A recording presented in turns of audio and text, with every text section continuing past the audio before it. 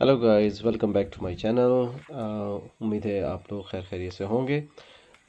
जैसे कि आपको मालूम है कि एक क्रेडिट एम्प्लॉयर वर्क वीज़े की रूल्स जो हैं वो चेंज हुए रिसेंटली इन अप्रैल में बाय न्यूजीलैंड इमिग्रेशन।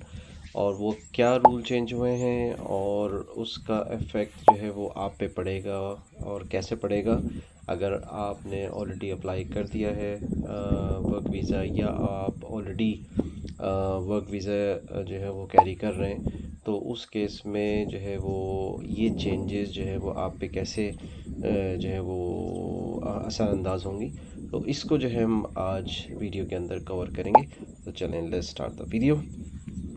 अच्छा, तो बेसिकली जो मेजर चेंज है वो जो आपके जो एंस्को लेवल 4 और 5 की ऑक्यूपेशन में जो जॉब कर रहे हैं, और ये मैं डिस्क्रिप्शन में लिख दूंगा कि लेवल 4 एंड लेवल 5 क्या है।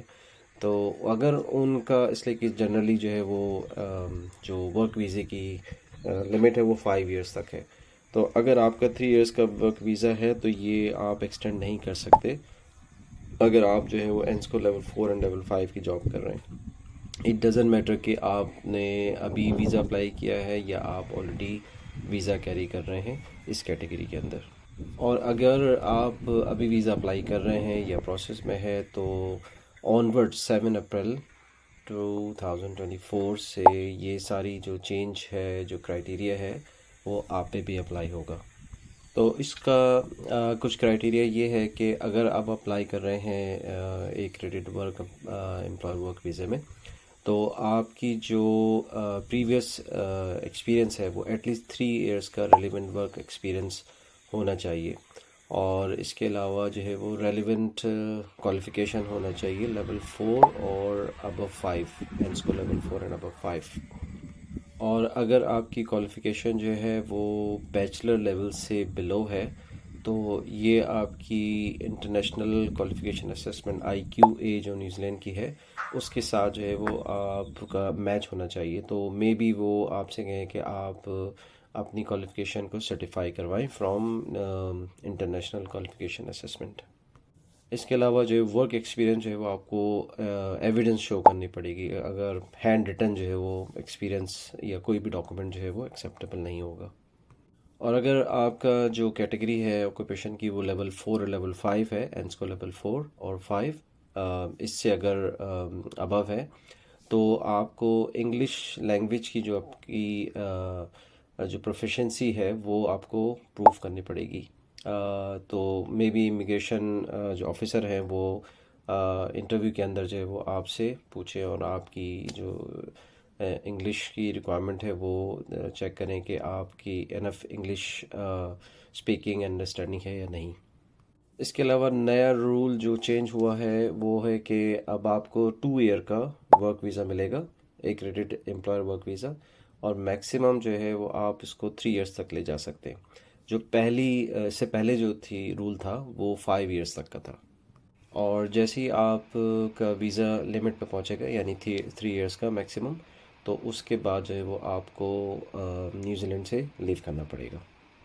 अच्छा, इसमें कुछ एक्सेप्शंस भी हैं। अगर आप एंस्को लेवल 4 और 5 भी हैं बट आपका जो ऑक्यूपेशन है वो ग्रीन लिस्ट में आता है या ट्रांसपोर्ट या केयर सेक्टर के अंदर आता है, that is on pathway to residence, या आपकी जो अर्निंग है वो 1.5 times of the median wage है, तो आप को ये चेंजेस जो है वो आप पे अप्लाई नहीं होती हैं।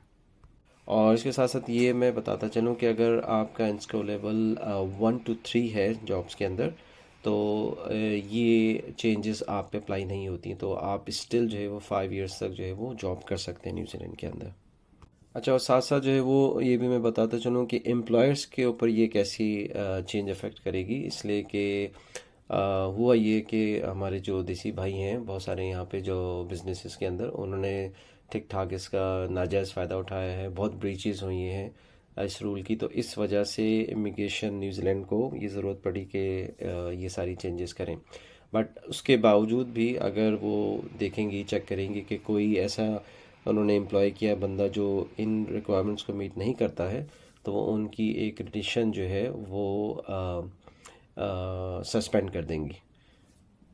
और इसके साथ साथ जो है वो एम्प्लॉयर को ये कंफर्म करना पड़ेगा कि वो एटलीस्ट 30 आवर्स पर वीक की जॉब उनको ऑफ़र करेंगे। इससे कम की अगर जॉब ऑफ़र कर रहे हैं तो वो वीज़ा अप्लाई नहीं कर सकते। तो मैं सारे भाइयों को बताना चाहता हूँ कि अगर कोई आपको चीट कर रहा है या कोई अगर वीज़ा ऑफ़र भी कर रहा है तो 30 आवर्स पर वीक मिनिमम जो है वो जॉब होनी चाहिए।